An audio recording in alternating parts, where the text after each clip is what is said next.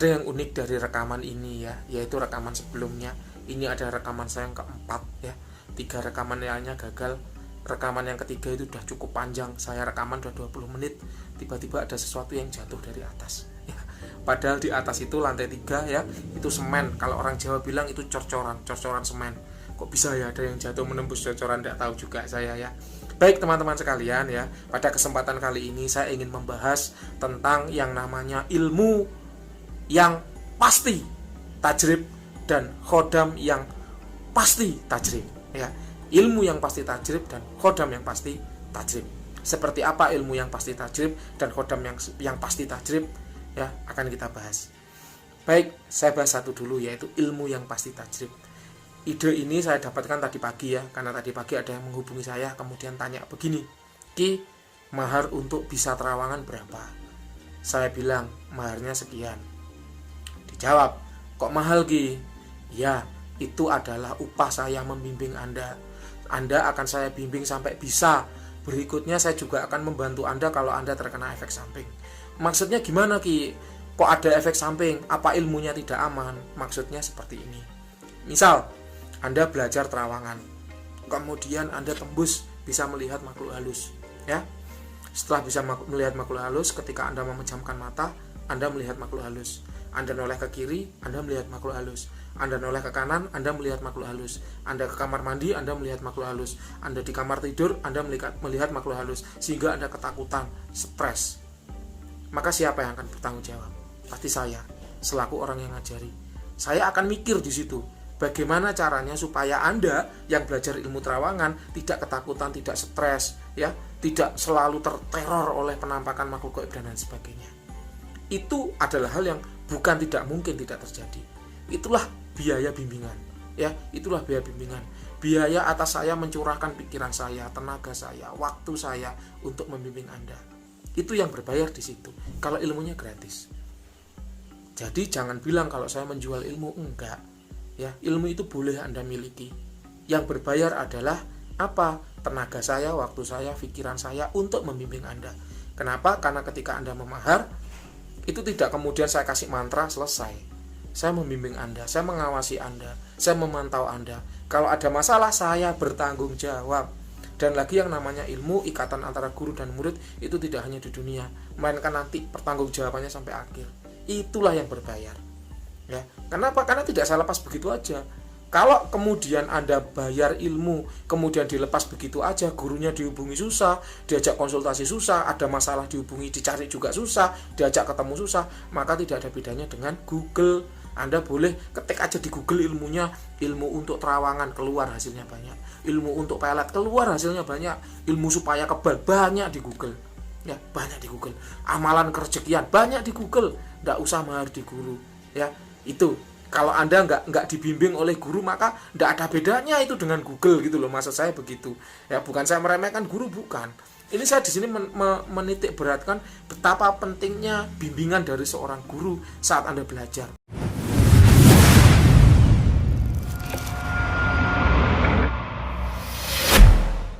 Kenapa? Kalau sampai nggak dibimbing oleh guru, maka nggak ada bedanya dengan Anda belajar dari Google.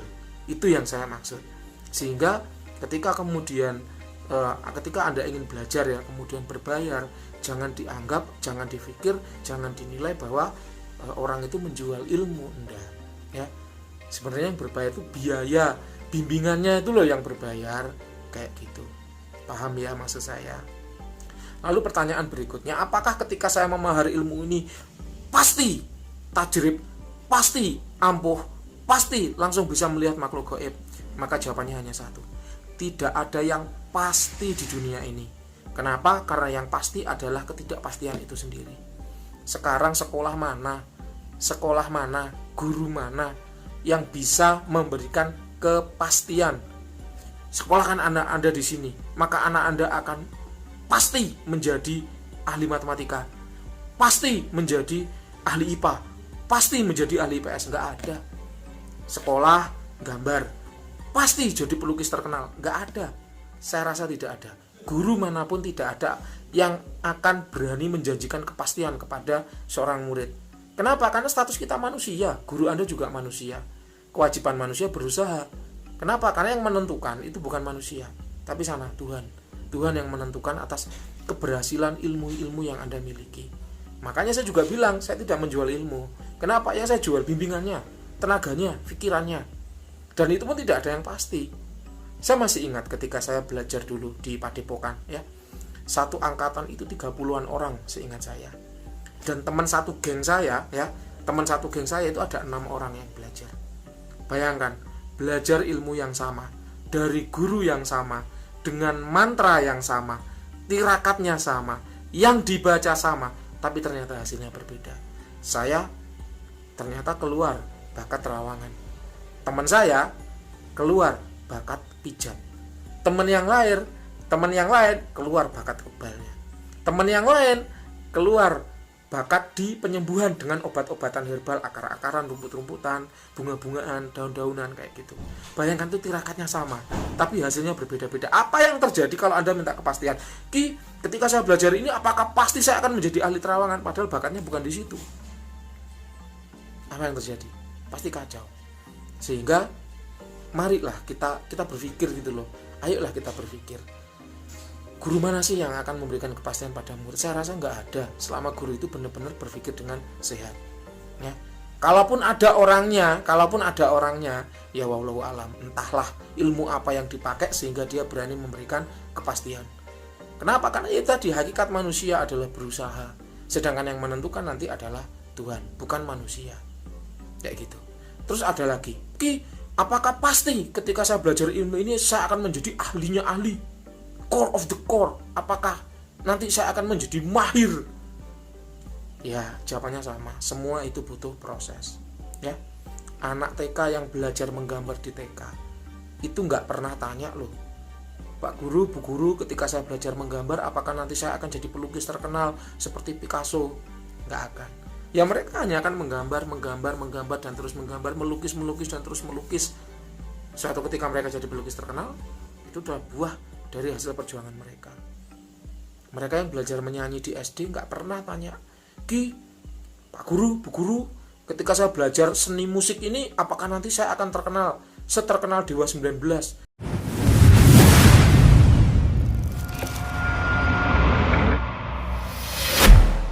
Seterkenal Peter Pan, seterkenal Duo Maya misalnya.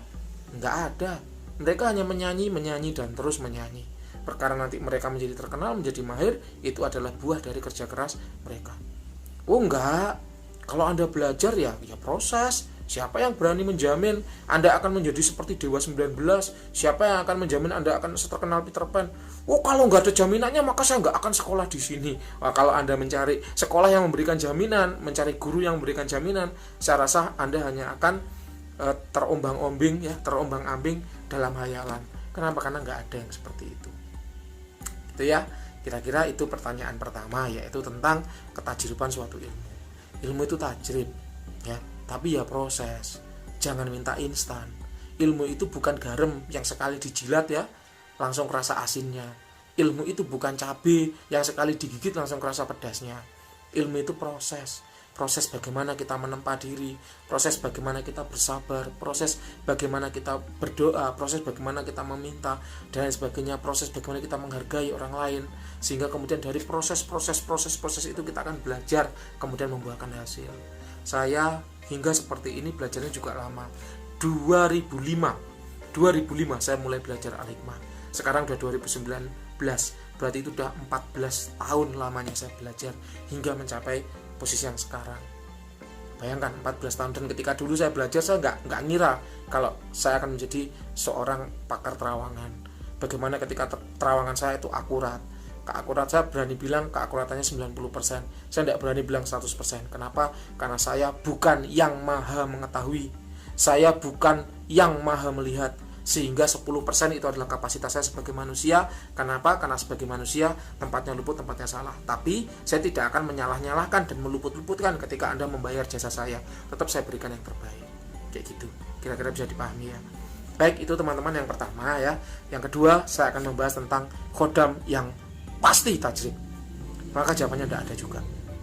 Bukan berarti saya tidak pede dengan ilmu saya. bukan berarti saya tidak pede dengan kodam-kodam saya, bukan berarti saya nggak pede dengan produk-produk saya, tidak. Melainkan apa? Saya hanya tidak ingin melambungkan angan-angan. Saya tidak akan menjanjikan sesuatu itu, nggak akan. Kalau memberikan garansi, ya itu sebagai bukti bahwa saya bisa salah. Contoh begini, Anda beli telur, ya, Anda beli telur untuk Anda tetaskan. Pasti yang jual akan bilang begini, Mas, Pak, telurnya sekian. Kalau nanti ada yang tidak menetas, boleh ditukar. Bener nggak?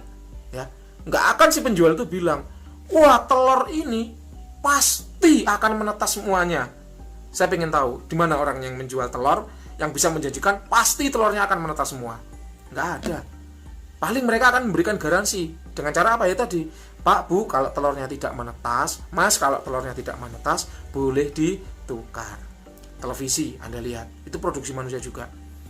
Mereka nggak akan bilang, wah, TV ini pasti awet, pasti nyala. Enggak. Cuman mereka akan berikan garansi, Pak, Bu, kalau TV-nya rusak dalam waktu setahun, boleh ditukar. Iya apa enggak? Itulah bukti empati kita sebagai penjual, sebagai seller. Sebenarnya nggak ada yang bisa memastikan pasti, itu nggak ada. Ya, oke, kita kembali ke kodam. Apakah pasti kodam itu kalau sudah dimahar maka akan tajrib? Apakah pasti ketika saya memahar kodam kerejekian usaha saya akan sukses? Apakah pasti kalau saya memahar kodam pelet maka cewek akan tergila-gila pada saya, ketika sekali lirik langsung telanjang, goyang-goyang, minta ML?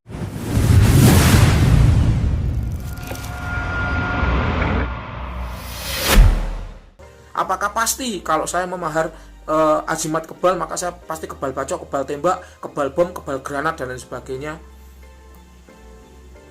Jawabannya adalah tidak ada yang pasti. Semua adalah berusaha, semua adalah sarana. Ya, kodam itu kan bahasa Arab ya. Kalau diterjemahkan artinya adalah pembantu manusia.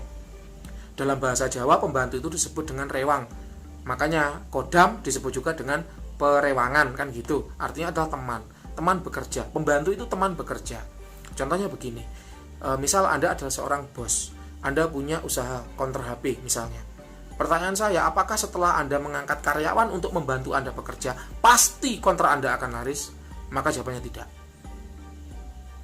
Saya pengen tahu, karyawan mana yang bisa menjanjikan, rekrut saya Pak, kalau Anda mempekerjakan saya, pasti kontrak Anda akan laris Pak, saya yang jamin. Saya pengen tahu, orang mana yang bisa bilang begitu. Anda misalnya adalah bos seorang restoran, ya, seorang bos restoran. Apakah setelah Anda mempekerjakan chef, pasti restoran Anda ramai?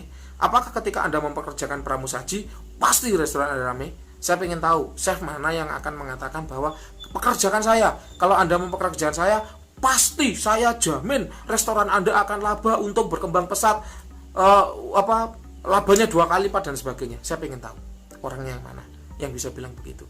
Kodam pun demikian. Kodam adalah pembantu, kodam adalah perewangan, kodam adalah rekan kerja kita.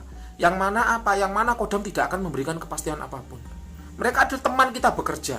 Ya memang dengan teman kita bekerja, dengan teman ya, ketika kita bekerja, maka hasil itu akan lebih besar. Memang iya, kalau itu memang iya. Tapi jangan minta pasti. Yang bermasalah adalah pastinya. Kenapa? Karena tidak ada yang pasti di dunia ini. Yang pasti hanya ketidakpastian itu sendiri. Ini bukan karena saya tidak pede, bukan. Anda boleh cek jejak elektronik ya, testimoni yang ada di fanpage Jejak Mistis. Boleh Anda cek sendiri bagaimana testimoni produk saya. Tapi secuil pun saya tidak akan memberikan kepastian. Kalau garansi, ya saya memberikan. Kalau tuah, kalau benefit dalam sebulan tidak manjur, kalau tuah benefit dalam sebulan tidak kelihatan, kalau tuah benefit dalam sebulan tidak ada perubahan dalam hidup Anda, maka mahar saya kembalikan. Itu memang iya. Tapi saya tidak memberikan kepastian. Kenapa? Karena saya juga nggak berani memberikan kepastian. Siapa orang yang berani memberikan kepastian? Karena kita manusia, kita sama-sama berusaha.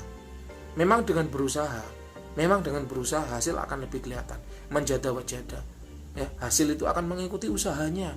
Kalau usahanya banyak, insya Allah hasil juga banyak. Tapi banyak loh orang yang berusaha tapi hasilnya nggak kelihatan. Contoh begini, Anda dari Malang, ya, misal nih, saya kan Malang ya.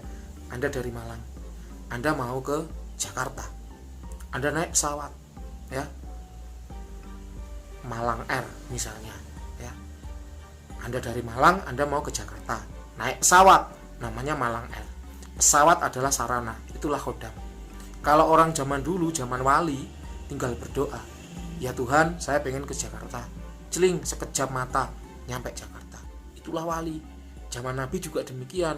Ya Tuhan, saya ingin ke Jakarta. Celing, sekejap mata nyampe sana. Itulah Nabi. Tapi kan kita bukan wali. Kita kan bukan Nabi. Makanya kita butuh sarana. Ya Tuhan, saya pengen ke Jakarta, nggak akan celing nyampe Jakarta. Kita butuh sarana apa? Pesawat. Makanya kita naik pesawat dari Malang ke Jakarta. Itulah sarana, perewangan tadi. Mulai dari pilot, pramugari, itu semua adalah perewangan, ya. Perewangan yang mengantar kita dari Malang ke Jakarta.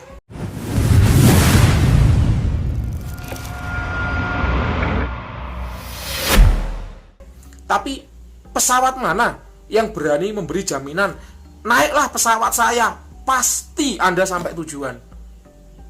Pesawat mana yang berani memberikan kepastian seperti itu? Nggak ada. Semua berusaha sebaik mungkin mengantarkan Anda ke tujuan. Tapi perkara di tengah jalan jatuh, itu urusan lain. Ya, paham ya maksud saya ya. Jadi semua itu sarana itu seperti itu. Ya. Kemudian lagi, Anda dari Malang, misalnya pengen ke Jakarta. Saya nggak pakai kodam, saya nggak naik pesawat, saya pakai amalan aja. Amalan pakai ilmu, boleh. Anda nggak naik pesawat, boleh. Anda naik kereta, boleh, nggak apa-apa. Keretanya namanya Malang Express misalnya. Tapi apakah pasti kalau Anda naik kereta pasti nyampe Jakarta? Kereta mana yang memberikan jaminan, naiklah kereta saya, dijamin pasti nyampe tujuan dengan selamat, tidak kurang suatu apapun? Nggak ada. Semua memberikan usaha, semua mengupayakan yang terbaik buat penumpangnya. Tetapi bagaimana di tengah jalan, itu mutlak milik Tuhan semata. Semua memberikan yang terbaik, berusaha memberikan yang terbaik. Tapi nggak akan ada yang berani memberi kepastian. Itulah sarana. Entah pesawat, entah kereta, itulah sarana. Anda sakit, Anda berobat ke dokter. Dokter akan bilang apa? Pak, Bu, minumlah obat ini. Pasti, dijamin, tajrib, manjur, Anda pasti sembuh. Saya pengen tahu dokter mana yang bisa bilang kayak gitu. Anda sakit batuk, minumlah ini Pak, dijamin pasti batuknya akan hilang. Tajrib, instan, batuknya akan sembuh. Saya pengen tahu dokter mana yang bisa memberikan seperti itu. Semua hanya mencoba, Pak. Semua hanya mencoba. Pasti bilangnya kayak gini, Pak, Bu, ini obatnya, ini resepnya, ditebus di sana. Nanti kalau 3 hari nggak sembuh, silakan balik lagi ke sini. Benar nggak? Anda sakit apa? Sakit A, B, C, D, di rongsen, diperiksa, dicek, ya kan? Itu semua upaya untuk meminimalkan kesalahan. Supaya apa? Hasil makin akurat. Sehingga upaya yang Anda lakukan, sarananya itu lebih tepat. Kan begitu. Tapi kan pasti ada masa kontrol. Pak, Bu, 4 hari lagi kontrol ya, kembali ke sini. Untuk apa? Untuk dicek. Kenapa? Karena mereka juga tidak berani memberikan kepastian. Pak, Bu, ini loh obatnya, dijamin setelah minum obat ini pasti sembuh. Saya ingin tahu dokter mana yang berani begitu. Sama, Pak, Bu. Sama, teman-teman sekalian. Kami para praktisi juga nggak berani memberikan kepastian. Kalaupun ada, entahlah, saya ingin tahu juga orangnya. Mungkin ada. Ilmu orang kan beda-beda ya. Tapi kalau saya tidak berani melangkahi kehendak Tuhan. Siapa yang menjamin Anda sakit akan sembuh? Siapa yang menjamin usaha Anda pasti akan laba? Siapa yang menjamin wanita idaman Anda pasti Anda dapatkan? Siapa yang berani menjamin? Kalau saya enggak. Cuma saya memberikan garansi. Kalau sampai sebulan tuahnya nggak kelihatan, uang Anda kembali. Itu sebagai bukti empati saya sebagai seller kepada buyer, pada pembeli. Itu bukti empati saya sebagai penjual kepada pembeli. Seperti itu. Ya. Baik, terima kasih teman-teman sekalian telah menyimak sampai akhir ya. Itu tadi tentang ilmu yang pasti tajrib dan khodam yang pasti ampuh. Semoga wawasan ini menambah ya pengetahuan Anda, menambah pengalaman Anda. Jangan lupa teman-teman semua dukung kami dengan cara klik subscribe di bawah video ini. Kalau Anda merasa ilmu ini bermanfaat, kalau Anda merasa wawasan ini berguna, maka jangan lupa di-share supaya teman-teman Anda juga mendapatkan wawasan yang sama. Terima kasih, ada kurang lebihnya mohon maaf. Selamat malam, sampai jumpa di tema-tema yang berikutnya.